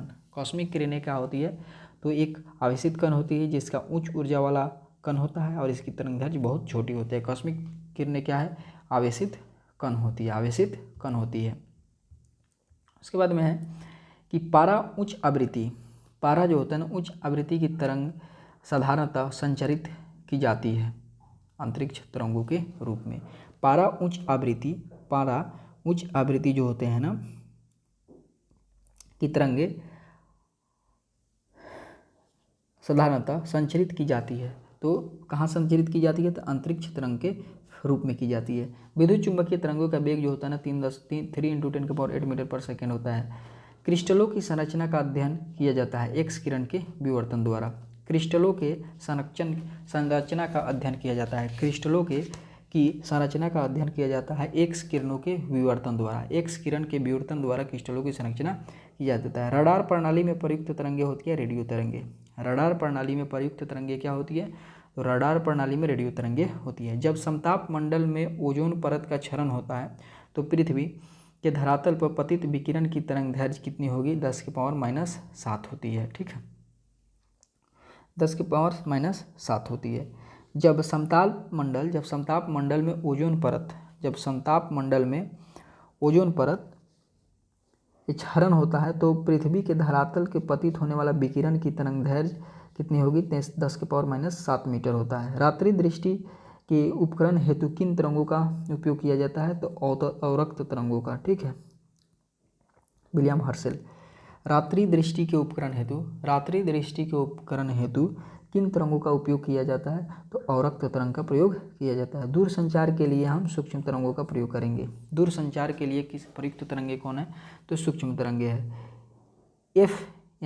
एफएम प्रसारण जो होता है ना, एफएम प्रसारण में प्रयुक्त आवृत्ति बैंड का प्रास कितना होता है, तो 88 से 108 मेगाहर्ट्ज के मध्यम होता है, मेगाहर्ट्ज, ठीक है। एफएम प्रसारण के में सेवा प्रयुक्त आवृत्ति बैंड का प्रास कितना होता है, तो 88 से लेकर के 108 मेगाहर्ट्ज तक होता है, मेगाहर्ट्ज तक होता है, ठीक है। आगे देखते हैं, आगे है कि आंतों के रोगी के निदान हेतु कौन सा उपयोग किया जाता है, एक्स किरण का। आंतों के रोगों के निदान में किसका उपयोग किया जाता है, आंत के रोग के लिए एक्स किरण का। सीटी स्कैन यानी कि कंप्यूटेड टोमोग्राफी, सीटी स्कैन का मतलब क्या होता है, कंप्यूटेड टोमोग्राफी। उसके बाद में CAT स्कैन यानी कि कंप्यूटराइज्ड एक्सियन टोमोग्राफी, ठीक है। तो CT स्कैन का हो जाएगा आपका कंप्यूटेड टोमोग्राफी, CAT स्कैन, तो C का मतलब हो जाएगा कंप्यूटराइज्ड एक्सियन टोमोग्राफी में किन किरणों का उपयोग किया जाता है, एक्स किरणों का प्रयोग किया जाता है। टीवी रिमोट में किन किरणों का प्रयोग किया जाता है, अवरक्त किरण, ठीक है। टीवी रिमोट में हम किसका प्रयोग करेंगे, तो अवरक्त किरण का प्रयोग करते हैं। वहीं रात्रि के दृष्टि के उपयोग में हम किसका प्रयोग करते हैं, तो रात्रि में भी हम किसका प्रयोग करेंगे, तो अवरक्त तरंग का प्रयोग करते हैं, ठीक है। तो टीवी के रिमोट में हम किसका प्रयोग करेंगे, अवरक्त किरणों का। अल्फा किरण, गामा किरण और अवरक्त किरण व एक्स किरण में कौन सी विद्युत चुंबकीय किरणें हैं, तो इसमें से गामा किरण है, अवरक्त किरण है और एक्स किरण है, ठीक है। गामा किरण, एक्स किरण और अवरक्त किरण है। अल्फा किरण विद्युत चुंबकीय तरंग नहीं है, ठीक है। एक तरंग की आवृत्ति बढ़ाने पर तरंगदैर्घ्य का क्या प्रभाव पड़ेगा, तो आवृत्ति बढ़ाएंगे तो तरंगदैर्घ्य घट जाएगा, ठीक है। आवृत्ति बढ़ाएंगे हम तो तरंगदैर्घ्य क्या होता है, तो आवृत्ति बढ़ाने पर तरंगदैर्घ्य घट जाता है। आवृत्ति गुना तरंगदैर्घ्य होता है, ठीक है, वेग। उसके बाद में देखिए, एक तरंग की आवृत्ति बढ़ाने पर तरंगदैर्घ्य क्या हो जाएगा, तरंगदैर्घ्य जो होता है ना घट जाती है, ठीक है, इंपॉर्टेंट है। उसके बाद में रेडियो तरंगे, विद्युत चुम्बकीय तरंगे। रेडियो तरंगे का प्रयोग किस में होता है, तो सेलुलर फोन में करेंगे, रेडियो में करेंगे, टीवी के तरंग में करेंगे ठीक है। तो रेडियो तरंगे का प्रयोग हम सेलुलर फोन, रेडियो, टीवी के तरंग संचरण में होता है। सूक्ष्म तरंगे, सूक्ष्म तरंगे का प्रयोग हम रडार, उपग्रहों की सूचना भेजने और माइक्रोवेव ओवन में करते हैं, ठीक है। सूक्ष्म तरंगे का प्रयोग किस में करेंगे, माइक्रोवेव ओवन में करेंगे। उसके बाद में रडार में करेंगे और उपग्रहों में करते हैं। तो सेलुलर फोन और रेडियो सब में किसका प्रयोग करते हैं हम, तो रेडियो तरंगे का। अवरक्त किरण, रिमोट कंट्रोल और रोगियों की सिकाई में। अवरक्त किरण का प्रयोग किस में किया जाएगा, तो अवरक्त किरण का प्रयोग हम किस में करेंगे, तो रिमोट कंट्रोल में करेंगे और रोगियों की सिकाई में करेंगे, रोगियों की सिकाई में करते हैं, ठीक है। गामा किरण, गामा किरण का प्रयोग हम नाभिकीय क्रियाओं व कैंसर सेल्स को नष्ट करने में गामा किरण का प्रयोग करते हैं। कब, तो उसमें नाभिकीय अभिक्रिया व कैंसर सेल्स को नष्ट करने में प्रयोग करते हैं। किन तरंगों के कंपन तरंग के चलने की दिशा के समानांतर गति करता है, तो अनुदैर्घ्य तरंग। किन तरंगों में कंपन तरंग के चलने की दिशा के समानांतर, तो दिशा के समानांतर होगा अनुदैर्घ्य, क्योंकि इसमें आपका क्या हो जाएगा, बेलन और संघटन और विरलन दोनों समानांतर होता है, ठीक है। संचरण की दिशा से लंबवत कौन सी तरंगे होती है, तो अनुप्रस्थ तरंगे होती है। आवृत्ति व आवर्तकाल में क्या संबंध है, ठीक है। तो आवृत्ति जो होता है ना, आवर्तकाल का उल्टा होता है, ठीक है। आवृत्ति किसके व्युत्क्रमानुपाती होती है, आवृत्ति जो होते हैं ना आवर्तकाल के, आवृत्ति इक्वल टू 1/, आवर्तकाल टी, आवृत्ति होती है इक्वल टू 1/t होता है। किसी तरंग की आवृत्ति दोगुनी कर दी जाए तो उसके तरंगदैर्घ्य का मान क्या हो जाएगा, तो उसके तरंगदैर्घ्य का मान जो होता है ना आधा हो जाएगा, ठीक है। तरंगदैर्घ्य का मान क्या हो जाएगा, आधा हो जाएगा। वही कह रहा है कि ध्वनि के संचरण के दौरान माध्यमों में कणों के उच्च व निम्न घनत्व के क्षेत्र को क्या कहलाते हैं, तो संपीड़न और बेलन कहलाएगा। ध्वनि के संचरण के दौरान ध्वनि क्या होते हैं, तो ध्वनि जो होता है अनुदैर्घ्य तरंगे होती है, तो उसमें के दौरान माध्यमों में कणों के उच्च व निम्न घनत्व क्षेत्र को क्या कहते हैं, उच्च घनत्व होगा संपीड़न कहलाएगा, बेलन निम्न घनत्व कहलाएगा। एक तरंग की गर्त की गहराई को क्या कहते हैं, आयाम कहते हैं, ठीक है। एक तरंग की गर्त की गहराई को क्या कहेंगे, तो एक तरंग के गर्त की गहराई को हम आयाम कहते हैं, एम्पलीट्यूड कहते हैं। सूर्य द्वारा उत्सर्जित हानिकारक विकिरण क्या होती है, तो पराबैंगनी विकिरण होती है। कौन होती है, तो पराबैंगनी विकिरण होती है। उसके बाद में ध्वनि व प्रकाश तरंगों के बारे में सही। ध्वनि अनुदैर्घ्य तरंग है जबकि प्रकाश अनुप्रस्थ तरंग होती है। किस तरंग में ध्रुवीकरण गुण विद्यमान होता है, तो अनुप्रस्थ तरंग में। किस तरंग में आपका ध्रुवीकरण गुण विद्यमान होता है, तो अनुप्रस्थ तरंग को जो होता है ना, जैसे प्रकाश तरंग क्या अनुप्रस्थ है, उसे ध्रुवन किया जा सकता है। विद्युत चुम्बकीय तरंग भी अनुप्रस्थ तरंगे है, इसे ध्रुवन किया जा सकता है। किस तरंग में ध्रुवित नहीं किया जा सकता, अनुदैर्घ्य तरंग को। विद्युत बल्ब, मोमबत्ती, ट्यूबलाइट, सूर्य से प्राप्त प्रकाश इत्यादि स्रोतों से उत्पन्न प्रकाश क्या होता है, तो अध्रुवित प्रकाश होता है, ठीक है। यानी विद्युत बल्ब, मोमबत्ती, ट्यूबलाइट और सूर्य से प्राप्त प्रकाश इत्यादि स्रोतों से उत्पन्न प्रकाश क्या होता है, अध्रुवित प्रकाश होता है, अध्रुवित प्रकाश होता है, ठीक है। उसके बाद में है कि समतल ध्रुवित प्रकाश उत्पन्न करने के लिए इसका प्रयोग किया जाता है, तो पोलराइड का प्रयोग करते हैं, ठीक है। समतल ध्रुवित प्रकाश उत्पन्न करने के लिए किसका प्रयोग करते हैं, पोलराइड्स का प्रयोग करते हैं। पोलराइडों की फिल्म किसकी बनी होती है, तो नाइट्रोसेल्यूलोज और हर्पेथाइट के मिश्रण से। पोलराइडों की फिल्म किसकी बनी होती है, तो पोलराइडों की फिल्म किसकी बनी होती है, तो नाइट्रोसेल्यूलोज और हर्पेथाइट का बना होता है, नाइट्रोसेल्यूलोज और हर्पेथाइट का बना होता है। समतल ध्रुवित प्रकाश किसे कहा जाता है, यदि प्रकाश तरंग के कंपन, समतल ध्रुवित प्रकाश किसे कहा जाता है, तो तो समतल ध्रुवित प्रकाश जो होता है ना, इसके लिए पोलराइड्स की आवश्यकता होती है। पोलराइड्स की फिल्म बनी होती है नाइट्रोसेल्यूलोज तथा हर्फेथाइट द्वारा। समतल ध्रुवित प्रकाश किसे कहा जाता है? तो यदि प्रकाश तरंग के कंपन प्रकाश संचरण की दिशा के लंबवत तल में एक ही दिशा में हो, वह प्रत्येक दिशा में सम्मित न हो, ध्रुवित प्रकाश कहा जाता है। ध्रुवित प्रकाश जो होता है ना, एक ही दिशा में यानी एक ही जगह ध्रुवित हो, यानी यदि प्रकाश तरंग के कंपन प्रकाश के संचरण की दिशा के लंबवत तल में एक ही दिशा में हो तो उसे ध्रुवित प्रकाश कहा जाता है। और ध्रुवित प्रकाश किसे कहा जाता है? यदि प्रकाश तरंगे के कंपन प्रकाश संचरण की दिशा के लंबवत तल के प्रत्येक दिशा में समान रूप से सम्मित हो, उसे अध्रुवित प्रकाश कहेंगे। जो प्रत्येक दिशा में होगा उसे अध्रुवित और एक दिशा में होगा उसे ध्रुवित। गीगर ट्यूब क्या है? एक गैसीय आयनीकरण डिटेक्टर है, ठीक है। गीगर ट्यूब क्या है? तो गीगर ट्यूब जो होता है ना, एक गैसीय आयनीकरण डिटेक्टर है, गैसीय आयनीय डिटेक्टर है, ठीक है। गीगर ट्यूब जो होता है ना, गीगर ट्यूब क्या है? तो एक गैसीय आयनीकरण कंडक्टर है। इसमें उपयोग से गामा किरण, एक्स किरण, बीटा किरण, अल्फा किरण इत्यादि का पता लगाया जाता है। गीगर ट्यूब से alpha beta gamma x ray, alpha beta gamma तथा एक्सरे किरण का प्रयोग करते हैं गीगर ट्यूब से। एक गैसीय अल्टीमीटर डिटेक्टर है, आयनीकरण डिटेक्टर, ठीक है। गीगर ट्यूब क्या है? एक गैसीय आयनीकरण डिटेक्टर है। वैज्ञानिक को प्रमुख सैद्धांतिक खोज हाइजेंस ने किसका खोज किया था? प्रकाश के तरंग का सिद्धांत। प्रकाश का तरंग सिद्धांत किसने खोजा है? तो क्रिश्चियन हाइजेंस ने कहा है। परमाणु संरचना का सिद्धांत नील्स बोर ने दिया है। परमाणु की संरचना का सिद्धांत कौन दिया? तो नील बोर ने दिया। इलेक्ट्रॉन की खोज जे थॉमसन ने किया और विद्युत अपघटन का नियम माइकल फैराड ने दिया है, ठीक है। हमने क्या देखा? तब प्रकाश का तरंग सिद्धांत हाइजेंस ने, प्रकाश का तरंग सिद्धांत हाइजेंस ने दिया है। परमाणु संरचना का सिद्धांत नील्स बोर ने दिया। इलेक्ट्रॉन की खोज जे थॉमसन ने किया है और माइकल फैराड विद्युत अपघटन का नियम दिए हैं। दृश्य प्रकाश की तरंगदैर्घ्य सीमा क्या होती है? तो दृश्य प्रकाश की तरंगदैर्घ्य सीमा जो होती है ना, कहाँ से कहाँ तक होती है?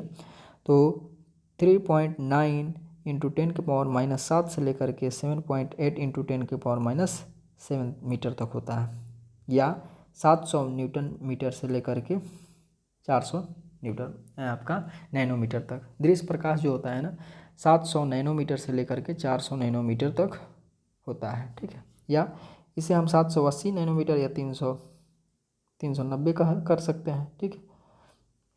आगे देखते हैं।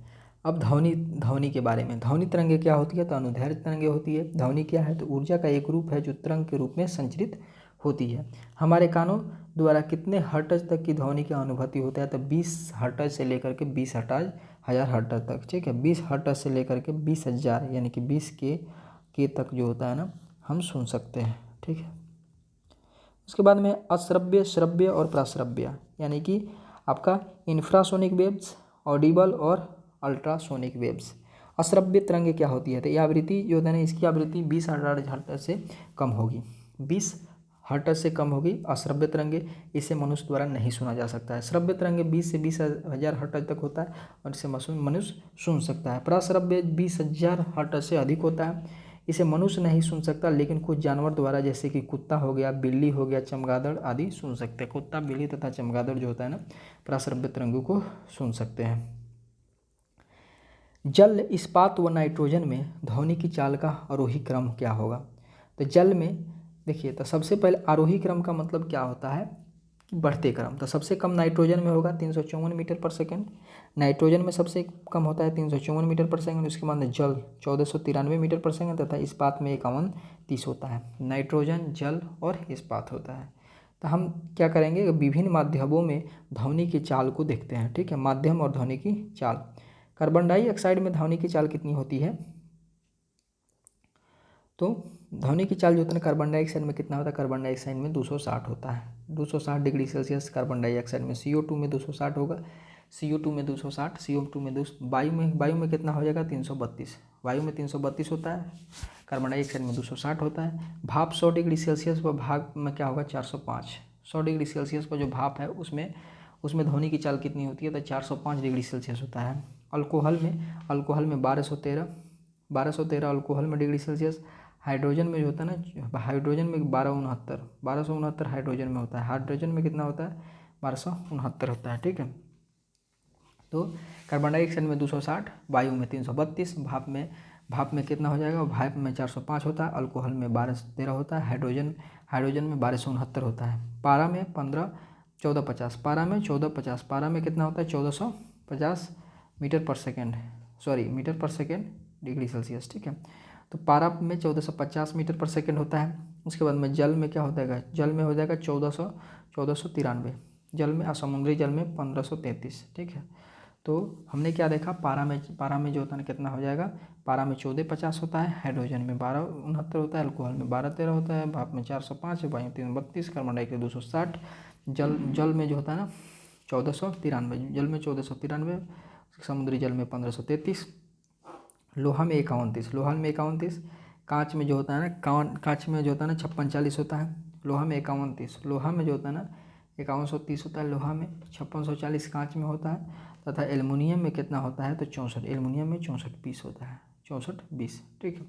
51, 30, 5640 और 6420 जो होता है ना एल्युमिनियम में होता है। उसके बाद में है कि ध्वनि तरंगों का सबसे तीव्र प्रगमय किस में होता है तो ठोस में। ध्वनि तरंगों का सबसे तीव्र प्रगमन किस में होता है तो ठोस में होता है। जैसे VA, VW और VS क्रमशः वायु, जल और इस्पात में ध्वनि की मात्रा क्या होता है, तो इस्पात क्या हो जाएगा, S हो जाएगा, तो VS में सबसे अधिक, उसके बाद में इस्पात में वायु हो जाएगा, जल हो जाएगा, वायु से अधिक जल में होता है तो इसके बाद में जल हो जाएगा, उसके बाद में वायु होता है। ध्वनि की गति किस पर निर्भर करती है तो ध्वनि की गति जो होती है माध्यम के घनत्व और प्रत्यास्थता पर, माध्यम के घनत्व और प्रत्यास्थता अधिक होने पर ध्वनि की गति अधिक हो जाती है। ध्वनि की गति किस पर निर्भर करती है तो माध्यम की प्रत्यास्थता तथा उसके घनत्व पर। माध्यम का घनत्व, ध्वनि की गति किस पर निर्भर करती है तो घनत्व पर और माध्यम की प्रत्यास्थता पर। अगर ध्वनि का घनत्व बढ़ जाएगा तो आपका ध्वनि की गति भी बढ़ जाएगी। ध्वनि की तरंग गमन नहीं कर सकता है निर्वात में, क्योंकि इसके संचरण के लिए किसी न किसी माध्यम की आवश्यकता होती है। जब ध्वनि तरंग एक माध्यम से दूसरे माध्यम में जाती है तो क्या प्रतीत होता है उसका आवृत्ति, जबकि ध्वनि की चाल व तरंग दैर्ध्य बदल जाती है। जब ध्वनि जो होता है ना एक माध्यम से दूसरे माध्यम में जाएगा तो उसका आवृत्ति जो होती है नहीं बदल देगी। जब ध्वनि एक तरंग से दूसरे माध्यम में जाएगा तो उसकी आवृत्ति नहीं बदलेगी, बल्कि चाल और तरंग दैर्ध्य बदल जाता है। म्यूजियम, कंसर्ट्स हॉल की दीवारें व छत नरम पदार्थों से बनाए जाते हैं, क्यों, ध्वनि के अवशोषण के लिए।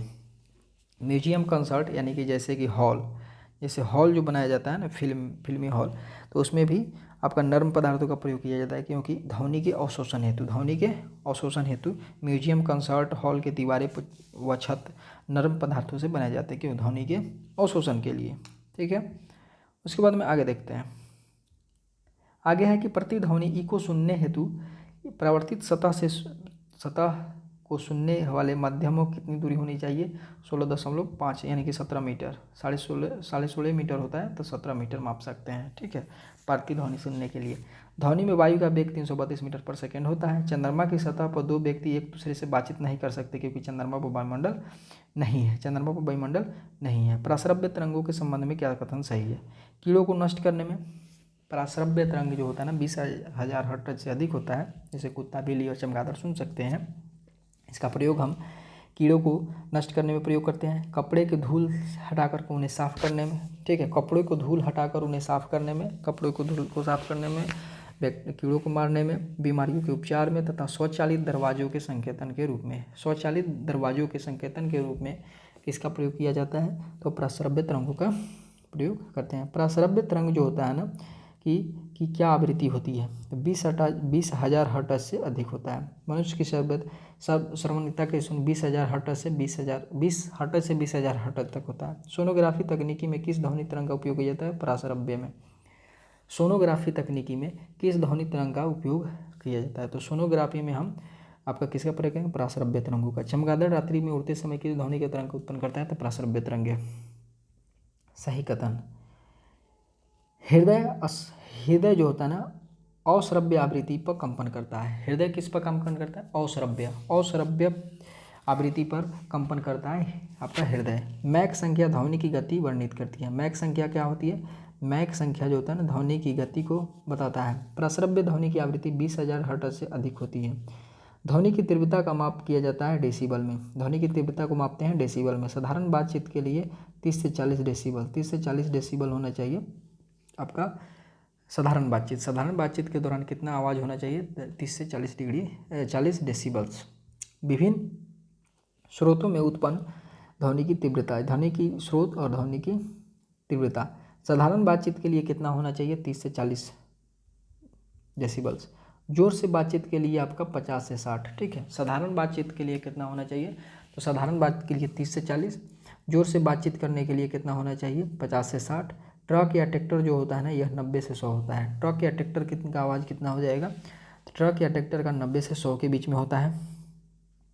ऑर्केस्ट्रा का 100 होता है, ऑर्केस्ट्रा का 100 होता है। ट्रक ट्रैक्टर से ऑर्केस्ट्रा का 100 होता है।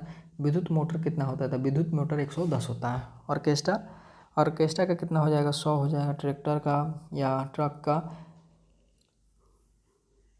90 से 100। विद्युत मोटर 110 होता है। सायरन कितना होता है? 10 से 20 सायरन। विद्युत मोटर 100 होता है, विद्युत मोटर 110 होता है। सायरन जो होता है ना 110 से 120। जेट विमान कितना होता है? 150। जेट विमान 140 से 150 के बीच में होता है। मशीन गन 170 तथा मिसाइल 180। ठीक है, तो हमने एक बार देखा साधारण बातचीत के लिए 30-40, जोर से बातचीत करने के लिए 50 से 60, ट्रक ट्रैक्टर के लिए 90 से 100, ऑर्केस्ट्रा के लिए 100, विद्युत मोटर 110, सायरन 110 से 120। जेट विमान कितना होता है? जेट विमान का 140 से 50, मशीन गन 170 तथा मिसाइल 180। ठीक है।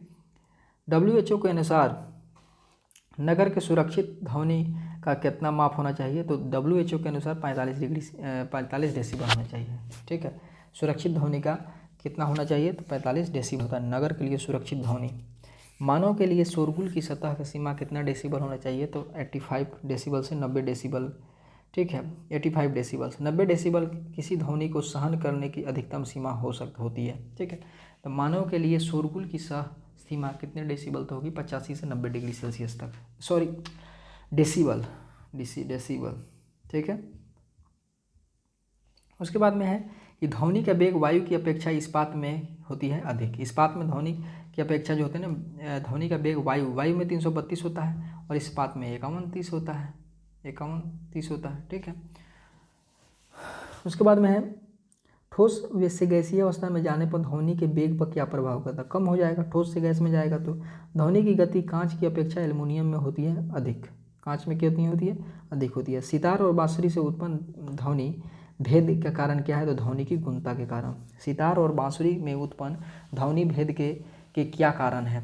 तो उसकी गुणता, ध्वनि की गुणता, क्वालिटी ऑफ साउंड। ध्वनि के मुख्यतः 3 लक्षण होते हैं, एक तीव्रता, तरत्व और गुणता। ध्वनि के कितने लक्षण होते हैं? 3, तीव्रता, तरत्व और गुणता। तीव्रता इंटेंसिटी क्या है या लाउडनेस, धीमे या मंद अथवा तीव्र या प्रबल। तीव्रता का मतलब होता है धीमा है, मंद है या तीव्र या प्रबल है। ठीक है, फीबल या लाउड, धीमी, मंद, धीमा है, मंद है या तीव्र है, प्रबल है। ध्वनि की तीव्रता एक भौतिक राशि है। इसका मात्रक माइक्रोवाट या मीटर पर माइक्रोवाट पर मीटर या मीटर स्क्वायर या बेल होता है। ठीक है, तीव्रता का, ध्वनि की तीव्रता एक भौतिक राशि है। ध्वनि की तीव्रता क्या है? एक भौतिक राशि है और इसका मात्रक माइक्रोवाट पर मीटर स्क्वायर या बेल होता है। बेल के 10वें भाग को डेसिबल कहा जाता है। बेल के 10वें भाग को जो होता है ना, बेल के 10वें भाग को डेसिबल कहा जाएगा। Decibel, bel. ठीक है, तो बेल के 10वें भाग को क्या कहेंगे? बेल के 10वें भाग को डेसिबल कहा जाता है।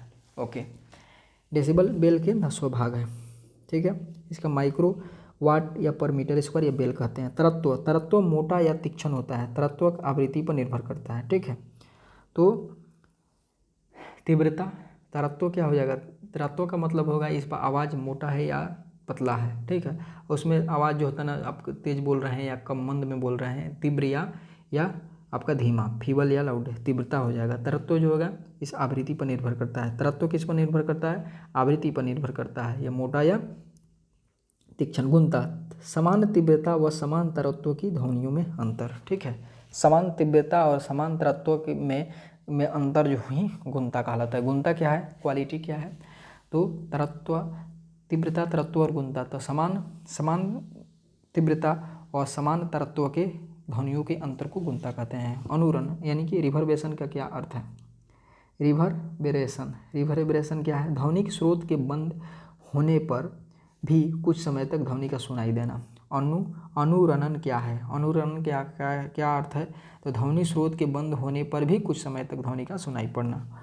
अनुरण यानी कि रिवर्बरेशन से संबंधित सत्य कथन। अनुरणन विशेषतः बड़े गिरजाघरों या अन्य बड़े भवनों में घटित होती है। दीवारों, छतों या धरातल पर अप्रत्य ध्वनि परिवर्तित हो सकती है। अनुरणन जो होता है ना, रिवर्बरेशन जो होता है ना, ये बड़े गिरजाघर तथा अन्य बड़े भवनों में घटित होता है।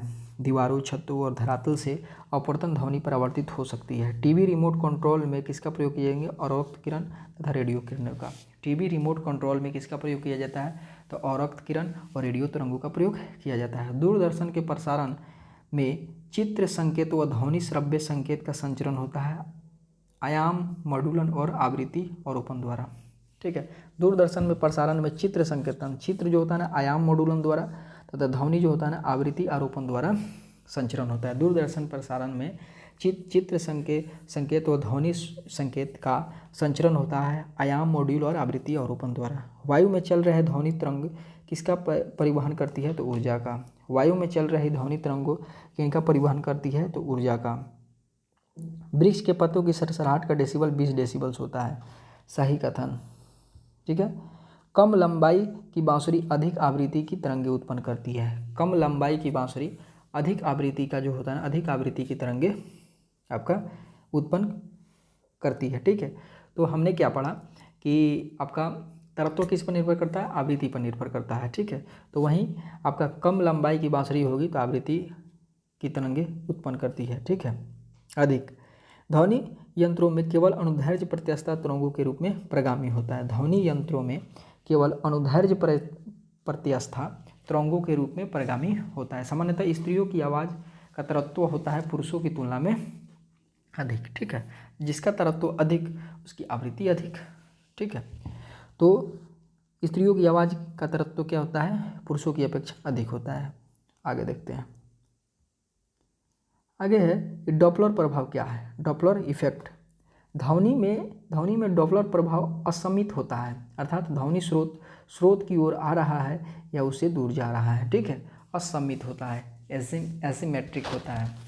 तो डॉपलर प्रभाव क्या है? तो डॉपलर प्रभाव जो होता है, ध्वनि में डॉपलर प्रभाव असीमित होता है, अर्थात ध्वनि स्रोत की ओर आ रहा है या उससे दूर जा रहा है। ठीक है, यही डॉपलर प्रभाव है। प्रकाश में डॉपलर प्रभाव क्या है?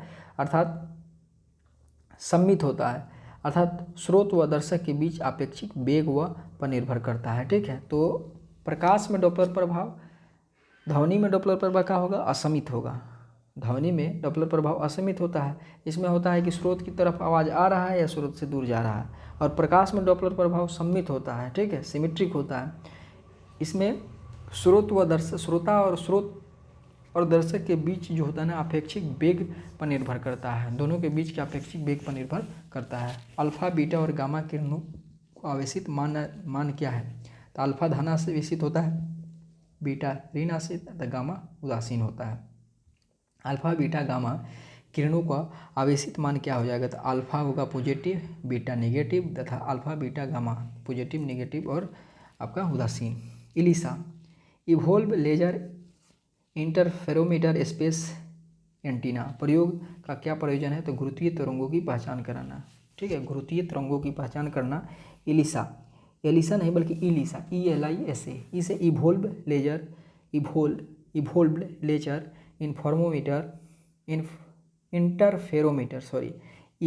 Laser interferometer space antenna. ठीक है, क्या हो जाएगा? Evolve laser interferometer space antenna प्रयोजक का क्या प्रयोजन है? तो गुरुत्वीय तरंगों की पहचान करना। एकल आवृत्ति की आवाज़ को क्या कहा जाता है? तो एकल आवृत्ति की आवाज़ को टोन कहते हैं। ठीक है, एकल आवृत्ति की आवाज़ है, एकल आवृत्ति की आवाज़ को हम टोन कहते हैं। अनेक आवृत्तियों की आवाज़ को नोट कहते हैं। ठीक है, टोन किसे कहेंगे?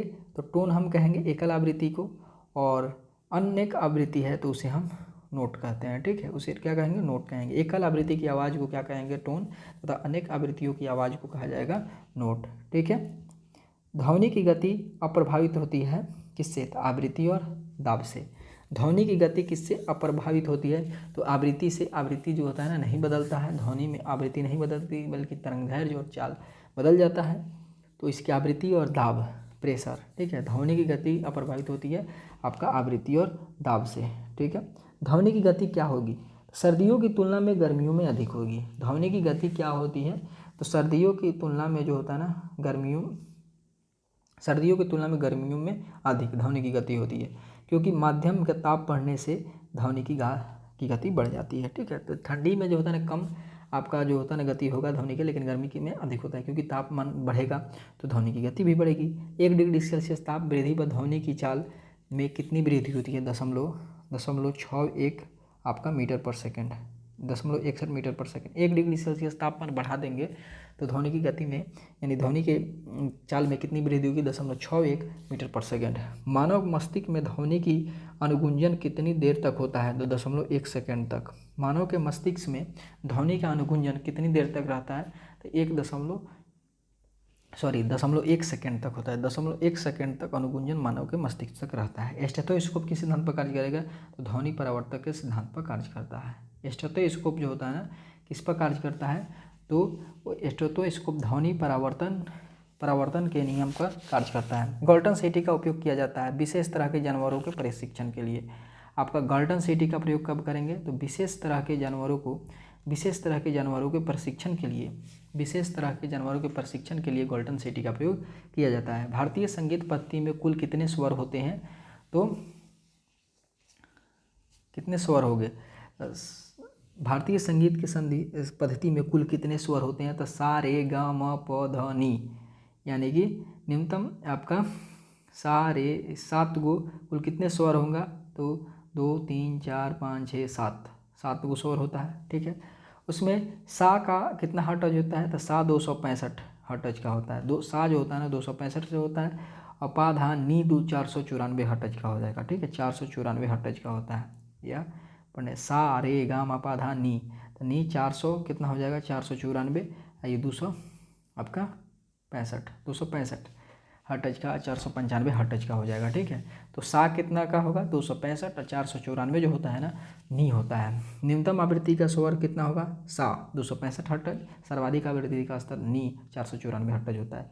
ध्वनि ऊर्जा को विद्युत ऊर्जा में परिवर्तित करने वाले यंत्र को माइक्रोफोन कहा जाता है। ध्वनि ऊर्जा को आपका विद्युत ऊर्जा में बदलेगा तो माइक्रोफोन होगा, वहीं आपका विद्युत ऊर्जा को ध्वनि ऊर्जा में बदलेगा तो लाउड स्पीकर होता है।